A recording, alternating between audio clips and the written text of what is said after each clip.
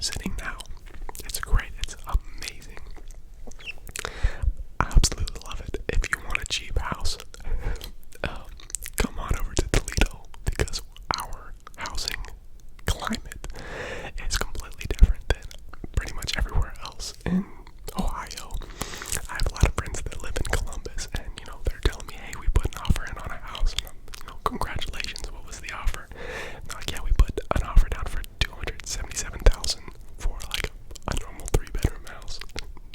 Which is funny to me because I put an offer on this house. I got this house for $118. $118. It is a beautiful house. So yeah, come on over to Toledo. Great area. It really didn't need that much work. All that it needs is just like a finishing job, like a paint job, and then a few things, here and there. And I absolutely love painting. I love it. I love painting so much. My sophomore year of college, I believe it was, I spent a summer painting, working for a painting company. And I'm gonna pause this story to take a sip of my kombucha. I don't even drink kombucha. I was just at Aldi, and I saw it, and I said, that looks like a drink someone should drink on a YouTube video. Looks like I really care about my gut bacteria. I have no idea. It wasn't even, I don't know what I'm doing. It is tasty though. It is tasty. I'll give them that. It tastes healthy. But yeah, I worked for a painting company my sophomore year of college. And I absolutely loved it. I got paid $10 an hour. I didn't get compensated for the miles driven. Apparently that was supposed to be something that I put on my taxes. I didn't do. We learned. But I really didn't make that much money, but I absolutely loved it. And I got to work with a guy who was my childhood best friend. Name's Jeff. Actually just had a baby yesterday. So congratulations, Jeff. Kind of crazy that the guy that I played knee football with in my basement, the guy that I went and played the Wii at his house after church on Sundays, and then his parents would take me back to church on Sunday nights, that guy's having a baby. And it's not irresponsible. It's not irresponsible to have a baby anymore. He's been married for 2 years. So, there's that stage of life where you graduate high school and people start popping out babies. You're like, I think that's irresponsible. That's crazy. But no, I'm at the age, I'm 24 now. Or, it's okay. People have had jobs for a couple of years now, and it's okay to be popping out a baby here and there. So, yeah, I absolutely loved working that job. I loved how meticulous it was, and just how you wanted to get every line perfect. And I loved ripping off the tape and just having perfect lines, and then wherever the line wasn't perfect, you'd go back through with your brush and you'd meticulously make sure that that line is just exactly where it needs to be.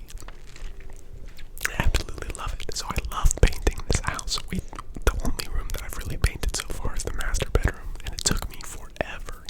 I thought that I was going to be super fast, like how I've worked a painting job. No, I'm so slow, and it's because I am so meticulous. Like I need it to be perfect.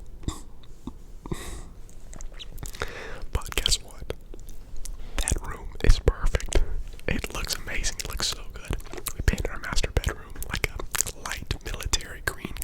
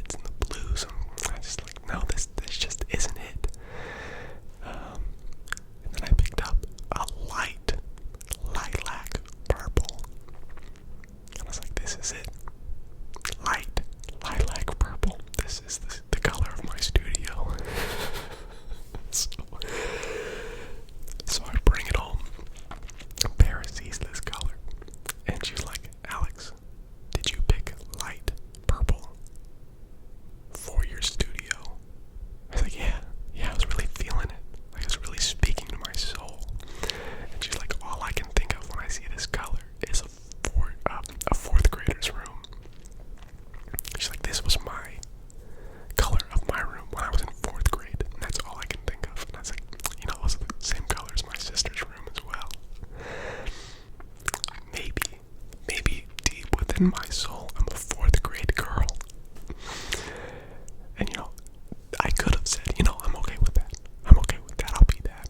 But then I started thinking about it. I was like, that might make for an odd studio color. Like, maybe this isn't it. So I think I'm actually going to paint it like a dark red color, like a movie theater. Because I don't even think guitars would look cool on a lilac wall. It just wouldn't. So I thought that was a pretty funny story. Because I wasn't even thinking of it like that. So there's been a lot of other things going on in my life. I am still a missionary at the University of Toledo. I'm absolutely loving it. I feel like our church is growing. It is moving in the right direction. People are really getting the mission. And I really love talking to random people about random people if they want to talk about God. I think God is just a fascinating topic, subject for anyone. Like, if you really want to talk to somebody and you really want to get to know them, I think one great way to know them is talk about their views on God. You can learn a lot about something by that. And I absolutely love it. I think being a missionary is my passion. I've still been doing that. That is my full-time job. I'm also engaged. So, me and Paris have been preparing for marriage. We're doing marriage counseling, which is pretty fun. We're only one session through. But, it's really good. We talk a lot, and we talk about a lot of in-depth stuff. We have really good communication skills. And we're really good fighters. But marriage counseling has been pretty fun to bring out some, maybe fears or just things that we weren't aware of that might be issues down the road. So one thing that we've been talking about is like, what family dynamics are you bringing into the marriage? Like the differences in the ways that we were parented and the cultures of our families. We're basically uniting those two cultures into one. And how are those going to clash? Are we even aware of some of the things that we're bringing in? It's been some really good discussions. So I don't know if you want to talk to your fiance, your wife, your girlfriend about that stuff, but I thought we've had those discussions before, but to have somebody to intentionally take their shovel and dig into our lives and dig into that family culture life, it's been pretty good. We've also been wedding planning, which has not actually been as bad as what I thought it would be. We're probably a little late on sending out our invitations, but we just sent our invitations out. We're having a relatively small wedding.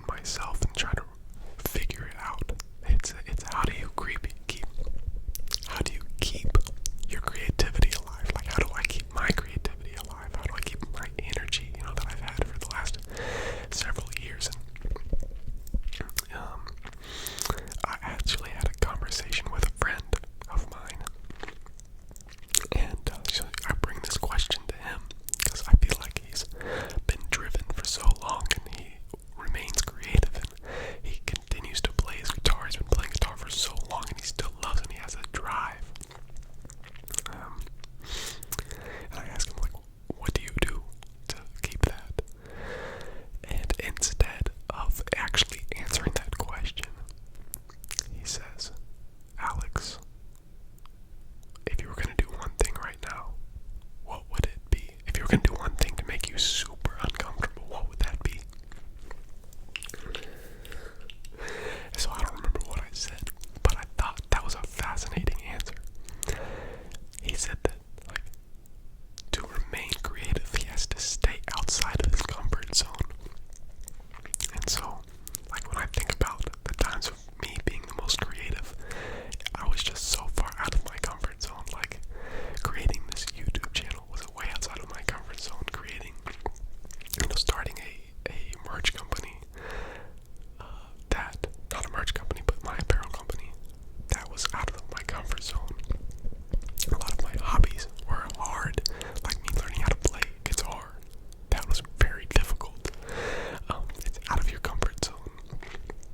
And so, over the last, he's talking about, like, get out of your comfort zone and try something new. And I've realized that about myself, is that in order to stay alive, to keep my spirit alive, I continuously have to do new things, which ends up, sometimes it's my hobbies kind of rotating. I really get into one thing, and then I lose it for a little while, and then I go to another thing, and whether that's like lifting or guitar playing, video games, even YouTube. Sometimes I really get into it, and I love to pump out content. Other times, it's kind of dry on my YouTube channel because I don't post a lot.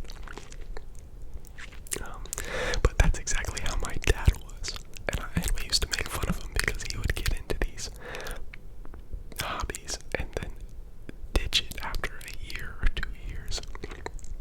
I remember my dad went into a fly fishing phase of his life, and then he went into like an RC plane phase of his life.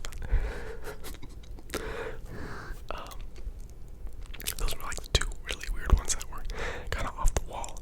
He loves to, like, kind of went through a kayaking phase of his life. He's probably still in that kayaking phase. So, I don't know, he just, like, constantly finds these new hobbies, and I think that I'm kind of like that. And in order to kind of stay alive, to keep my spirit alive, I continually have to find new things that intrigue me. And honestly, right now, that hobby, that thing that kind of intrigues me is history. I've been listening to this podcast. It's called Dan Carlin's Hardcore History, and I really, really enjoy it. I've always been kind of a history nerd. Maybe not when I was